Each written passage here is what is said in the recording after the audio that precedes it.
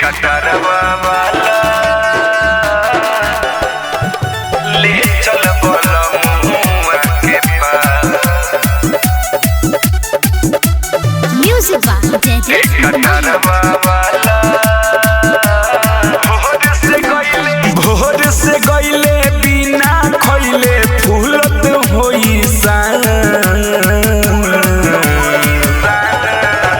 सबले हम ना जाइब तबले सैया होई निरा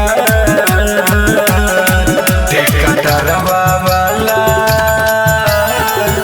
ले चल बोलमुआ के पास। कटरवा वाला ले चल बोलमुआ के पास। कटरवा वाला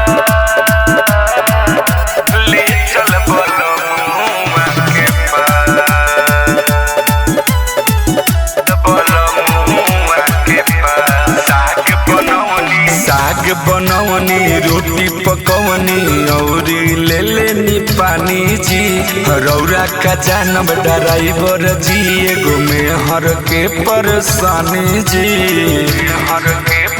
ए जी साग बनवनी रोटी पकवनी औरी ले लेनी पानी जी। रौरा का जानब ड्राइवर जी एगो में हर के परेशानी जी।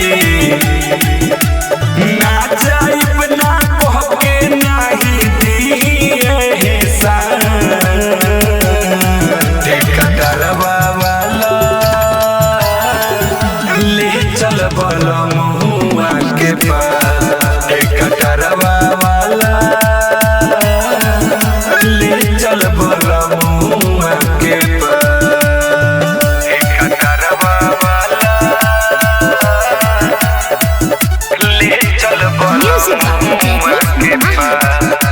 कटरवा वाला कहबो तो दे देब भाड़ा किराया सगरो से दुगुना हो।